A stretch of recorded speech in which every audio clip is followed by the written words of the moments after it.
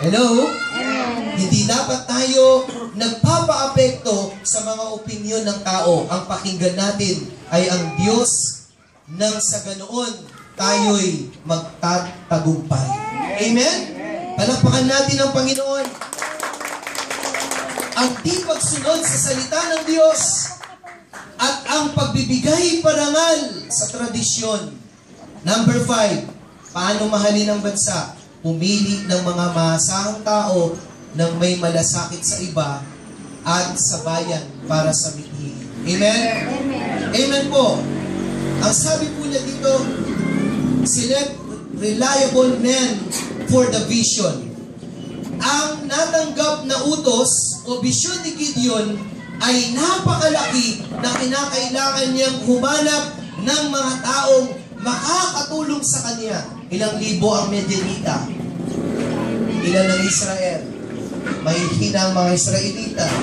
Ang sabi ni Gideon, maliit ang pamilya ko, hindi mayaman ang pamilya ko, hindi naman ako matalino. Mahina akong tao, nagigiit lang ako ng ganito. Amen. Ano ang say ko? Paano ko sila iipunin?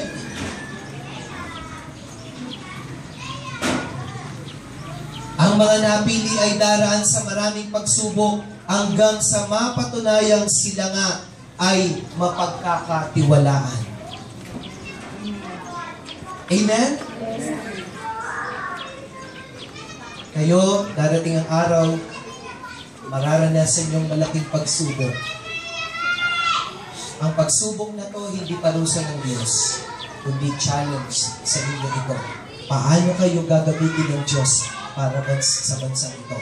Hindi mo kailangan maging politician, hindi mo kailangan tumakbo ng mayor, ng presidente, ng governor, ng senator, para makatulong ka sa bansang ito. Simpleng mamamayan, pwedeng tumulong magmahal sa bansang ito sa pamamagitan ng panalangin, maging mabuti at matapat na mamamayan. Amen.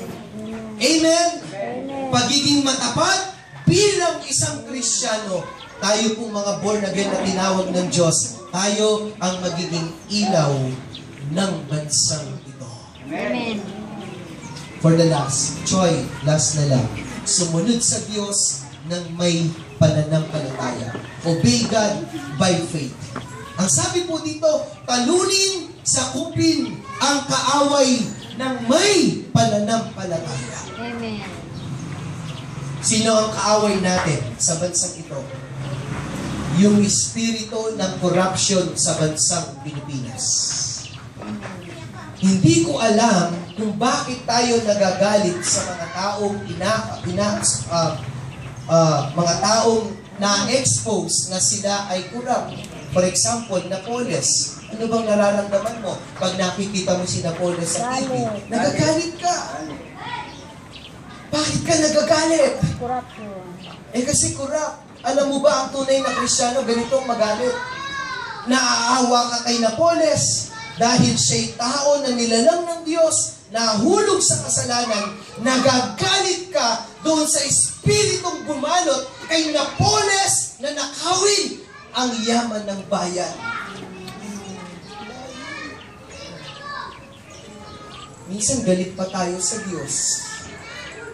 Hello? Amen. Ganun na ang tamang magalit.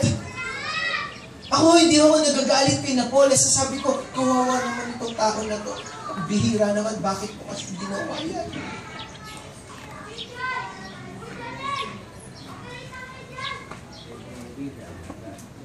Sumunod sa Diyos ng may pananampalataya.